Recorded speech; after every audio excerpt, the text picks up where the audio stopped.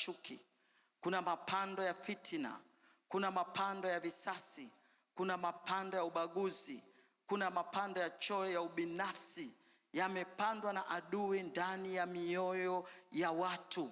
Mpaka wakati mwingine unakaa na kutafakari, unasema lazima huyu ni mwovu, ibilisi, shetani. Bwana Yesu asifiwe. Kwa sababu mambo yote maovu yanapandwa ndani ya mioyo ya watu na mwovu, ibilisi, shetani. Kwa hiyo leo tunakwenda kusimama kwa mamlaka ambayo Mungu ametupa ili kuyang'oa hayo mapando ndani ya mioyo ya Watanzania na kuachilia maelewano katika jamii, na kuachilia roho ya uzalendo, na kuachilia roho ya umoja wa kitaifa, na kuachilia uwajibikaji na ustawi wa taifa letu ndani ya nchi yetu ya Tanzania. Katika kitabu kile cha Yeremia, hayo ni maandiko ambayo tumepewa kwenye muhtasari wetu, na ninaamini kabisa kwamba kama umekuwa makini, basi umepata muda wa kupitia kutafakari mistari yote hiyo. Neno la Mungu katika kitabu cha Yeremia sura ya 1 mstari wa 10 nasema, angalia nimekuweka leo juu ya mataifa na juu ya falme ili kung'oa. Sema kung'oa. Maana leo tunakwenda kung'oa. Tunamwona Mungu akiongea na mtumishi wake kwamba mimi nimekuweka ili kwamba upate kuwa nabii wa mataifa, ili kwamba upate kung'oa na kubomoa na kuharibu na kuangamiza, ili kujenga na kupanda. Tunakwenda mbele za Mungu kung'oa nini? Kung'oa hayo mapando ya kishetani. Tunakwenda kubomoa, tunakwenda kuharibu, kwa sababu pia ziko ngome. Tunakwenda kuangamiza ili tupate kujenga ufalme wa Mungu, ili kwamba tupate kupanda ufalme wa Mungu. Maana tunajua kabisa maelewano ni mambo ya ufalme. Bwana Yesu asifiwe sana. Katika ufalme wa Mungu kuna maelewano. Katika ufalme wa Mungu kuna umoja. Katika ufalme wa Mungu kuna uwajibikaji. Katika ufalme wa Mungu kuna ustawi. Na hapo sasa tunaingia katika taifa letu la Tanzania. Ndani ya mioyo yetu tunatamani kuona taifa lenye maelewano, taifa ambalo limejengwa katika misingi ya maelewano katika jamii, bila kujali makabila yetu, bila kujali dini zetu, bila kujali itikadi zetu, bila kujali. Bwana Yesu asifiwe sana. Tunahitaji maelewano, na kwa maana hiyo tunakwenda leo kusimama ili kung'oa, ili kubomoa, ili kuharibu na kuangamiza, na ili kujenga na kufanya nini? Na kupanda. Na leo hapa mwalimu wetu, mchungaji wetu amesema kwamba omba pando la chuki, pando la fitina, pando la kisasi, pando la choyo. Unajua uchoyo ndio ambao unafanya watu wanajiangalia wao wenyewe, uchoyo na ubinafsi, badala ya kuangalia watu wengine. Lakini hizi hayo ni mapando ya mwovu ibilisi shetani, yamepandwa ndani ya mioyo, yamepandwa ndani ya mioyo ya watu ambao wamepewa nafasi, wamepewa ndani ya mioyo ya watu ambao wamepewa uongozi, yamepandwa ndani ya mioyo ambao wamepewa kuwajibika ndani ya taifa hili. Ndani ya watu yako hayo mapando. Lakini leo tunakwenda kwa pamoja na kwa umoja kuungana na Watanzania wenzetu ambao wanaitakia mema nchi hii ya Tanzania, ili kuhakikisha ya kwamba haya mapando yanaongolewa na uelewano, sisi kama Watanzania ukarudi na ukawa kama vile ambavyo Mungu amelikusudia taifa letu. Bwana Yesu asifiwe sana. Anasema kwamba kila pando adui alipanda magugu katika mioyo ya watu yang'olewe kwa maombi. Unaona, hapa tunazungumza kwa habari ya mtu yule ambaye alipanda mbegu, na baada ya kupanda mbegu naye adui akapita akapanda magugu. Kwa hiyo kuna magugu yamepandwa ndani ya mioyo ya Watanzania, ambayo hivi leo hayo magugu yenyewe ni chuki. Sema chuki, fitina, kisasi, ubaguzi, choyo, ubinafsi. Bwana Yesu asifiwe sana.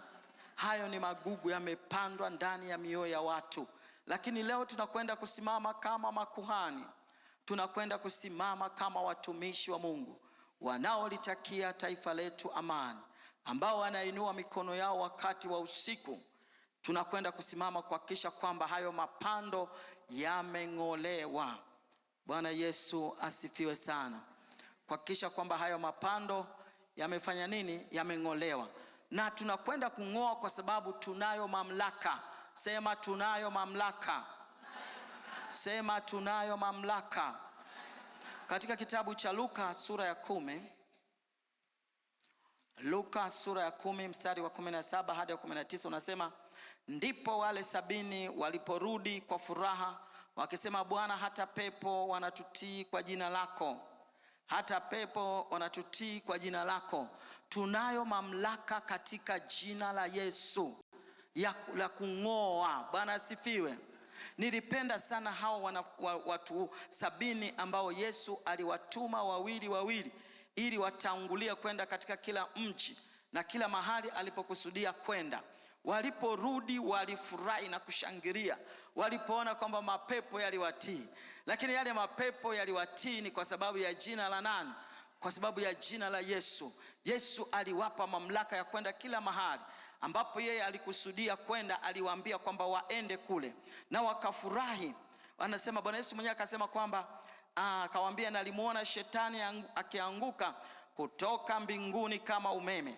Anasema, tazama, nimewapa amri ya kukanyaga nyoka na nge na nguvu zote za yule adui, wala hakuna kitu kitakacho wazuru. Bwana Yesu asifiwe. Tunakwenda kung'oa kwa sababu tumepewa mamlaka, kwa sababu tumepewa amri. Na hiyo hapa Bwana Yesu akasema ya kwamba ya kukanyaga nyoka na nge na nguvu zote za yule adui, wala hakuna kitu kitakachofanya nini? Wala hakuna kitu kitakacho wadhuru. Kwa hiyo wapendwa watumishi wa Mungu, leo tunakwenda kusimama. Sitaki nirudie sana mistari hii kwa sababu kwa mara nyingi nachagua na napenda kuwa na muda wa kutosha kwamba tuwepo kwenye maombi. Hiyo mistari ninaamini kabisa ya kwamba kila mtu ameshafanya nini? Kila mtu ameshaipitia na ameshaiangalia kwa undani na ameshaisoma. Basi natamani tuende moja kwa moja, tuende katika maombi. Na unapokwenda katika maombi hayo, ujue ya kwamba unatumia mamlaka. Unasimama kwa mamlaka, unasimama kwa mamlaka. Unahakikisha unang'oa, unahakikisha unaharibu, unahakikisha unabomoa, unahakikisha unaangamiza, unahakikisha unajenga, unahakikisha unapanda, kwa sababu tunayo mamlaka. Bwana Yesu asifiwe. Neno la Mungu linasema kanisa tumepewa mamlaka. Malango ya kuzimu hayawezi yakalishinda kanisa. Katika kitabu kile cha Mathayo sura ya 16. Mathayo sura ile ya 16. Tunasimama, tunakumbushana tu kwamba tunasimama kufanya haya tunayofanya kwa sababu tumepewa mamlaka. Anasema 16:18, anasema, nami nakuambia wewe ndiye Petro, na juu ya mwamba huu nitalijenga kanisa langu, na wala malango ya kuzimu hayatafanya nini? Hayatalishinda. Kwa hiyo sisi tunasimama. Mara nyingi nimependa kusema ya kwamba Mungu huwa analiangalia kanisa. Anapoangalia Tanzania, analiangalia kanisa la nini? Kanisa la Tanzania. Na kanisa likisimama katika nafasi yake kama makuhani na kufanya kile ambacho Mungu anataka tukifanye, basi taifa litafanya nini? Taifa litapona. Kwa hiyo tunapokwenda sasa kung'oa hayo mapando, baada ya kung'oa hayo mapando, sasa tutaomba kwamba kuwe na maelewano katika jamii. Kuwe na maelewano katika nini?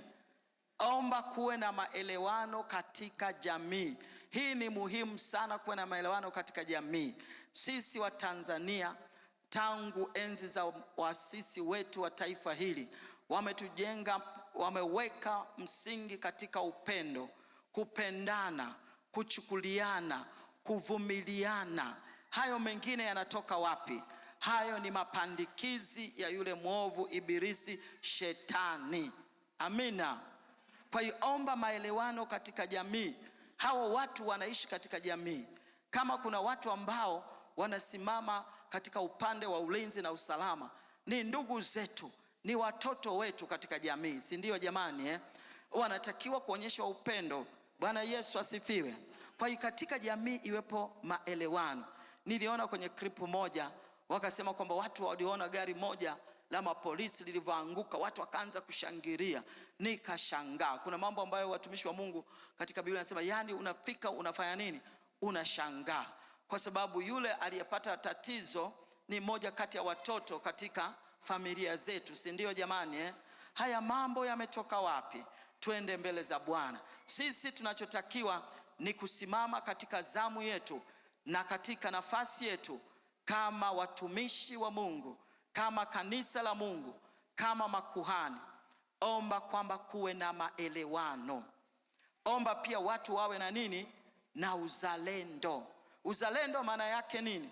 Uzalendo, mimi ninavyoelewa kwa uelewa wangu, inawezekana ukawa ni mdogo, kwamba unakuwa ni mzalendo katika nchi ya Tanzania, maana yake unalipenda taifa lako. Huo ni uzalendo. Ndivyo tulivyokuwa tunafundishwa kwamba unalipenda taifa lako. Huo ni uzalendo, kwamba unalitakia mema taifa. Bwana asifiwe. Unalitakia mema taifa. Huu ni uzalendo. Tunatakiwa kulitakia mema taifa letu la Tanzania, na wala tusilitakie mabaya. Kutakia mabaya taifa letu kumetoka wapi? Hilo ni pandikizi ya yule ibilisi shetani. Huyo ndiye ambaye amepanda ndani ya mioyo yetu, hata tukawa uzalendo ukawa unatutoka. Tusilitakie mema taifa letu, kwa sababu tunapolitakia mema taifa hili tumejitakia mema sisi wenyewe pamoja na watoto wetu. Amina. Bwana Yesu asifiwe. Anasema pia kuwe na umoja wa kitaifa. Kuwe na umoja wa kitaifa. Umoja wa kitaifa maana yake nini? Kwa jinsi ninavyoelewa umoja, maana yake watu hawa wanakuwa na lugha moja, watu hawa wanakuwa wana nia moja. Unaona, Bwana Yesu asifiwe sana. Kama taifa, kwamba viongozi wamesema hivi, basi tuweze kuisikia sauti yao. Maelekezo hayo ni mema, basi tuweze kuyasikia na kuyafanyia kazi. Kuwe na umoja wa taifa, na kila mmoja awajibike katika ustawi wa taifa letu. Haleluya. Tuombe kila Mtanzania awajibike kwa ajili ya ustawi wa taifa hili la Tanzania. Wapendwa, nirudie tena, Mungu analiangalia kanisa. Kwa vile ambavyo kanisa tutajitoa kwa moyo wote na kuliombea taifa hili, basi Mungu ataonekana, ataingilia kati katika kila eneo. Bwana Yesu asifiwe. Yeye amesema tukiomba lolote kwa jina lake, yeye atafanya nini? Atafanya. Tukimuita yeye, Mungu atatuitikia.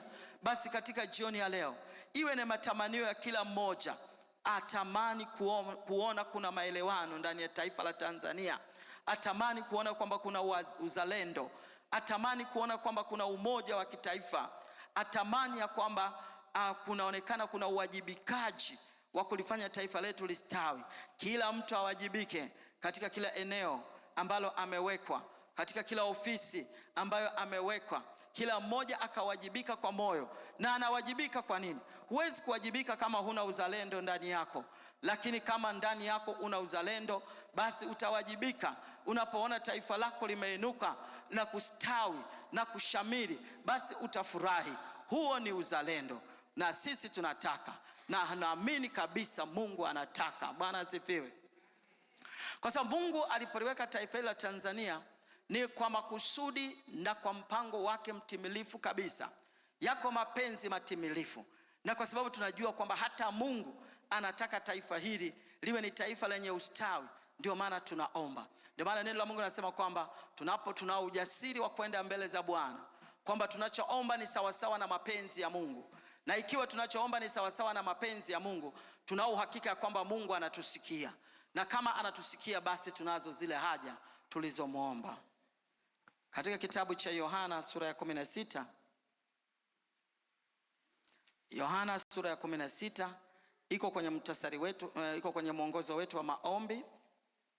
Yohana sura ya 16, nilipaangalia hapa, nataka niangalie kwa yule ambaye inawezekana hukupitia. Anasema, tena siku ile hamtaniuliza neno lolote.